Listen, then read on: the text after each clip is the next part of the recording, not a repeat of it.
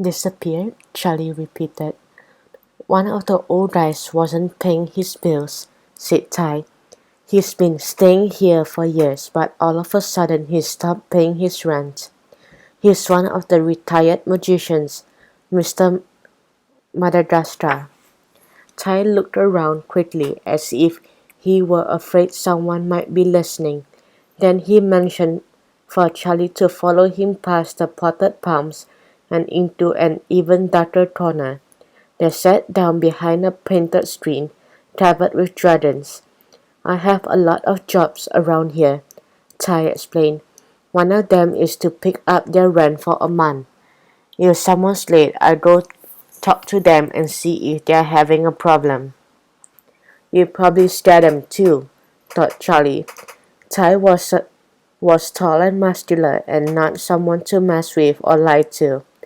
So I was supposed to go up and talk to Mr. Madagascar a few days ago, Ty went on. But I didn't. Why not? Charlie asked. I was in the middle of an epic battle in Empire of Blood, okay? Ty said. That was the first thing Ty had said that really made sense to Charlie.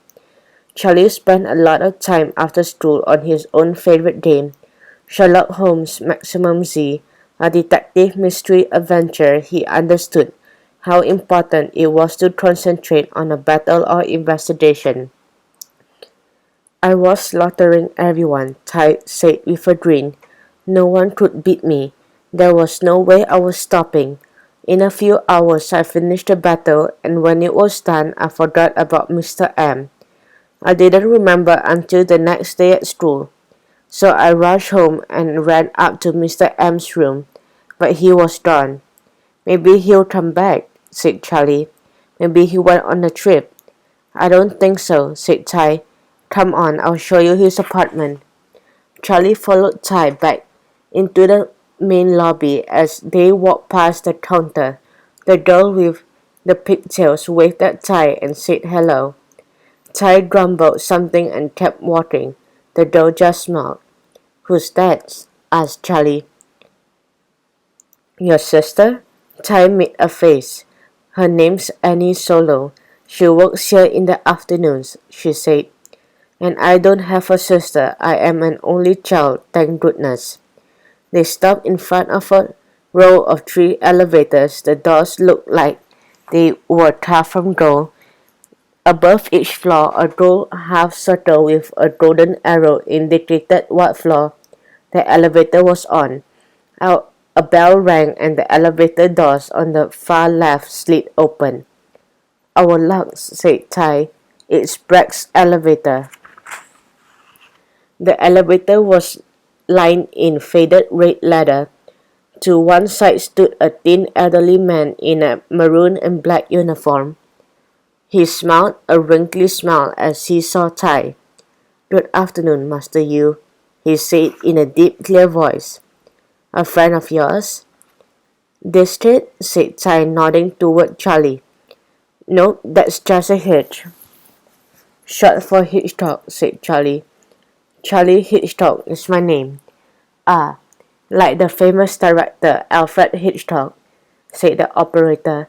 Rear window cycled the birds. What are you talking about? Asked Tyler. What birds? Hitchcock directed some of the world's greatest films, like The Birds, replied Bragg. He was the master of suspense. Yeah, Tyler said. No, this Hitchcock is just here doing a report for school about the hotel. I was telling him about the magicians and stuff. You know, that kind of thing. The older man nodded slowly. Ah, yes. One must beware the great abracadabra, he said. There is magic in its walls. Ty chuckled and glanced over at Charlie. Bragg's always saying things like that, Ty said. It is true, Master Yu, said the elevator operator. Things happen here without explanation, like the blackouts, for example. Blackouts? Charlie repeated nervously. The last thing he needed was to get stuck in an elevator with these 2 weirdos. if the electricity went out or something. It's nothing, said Ty. Just a little problem with the lights.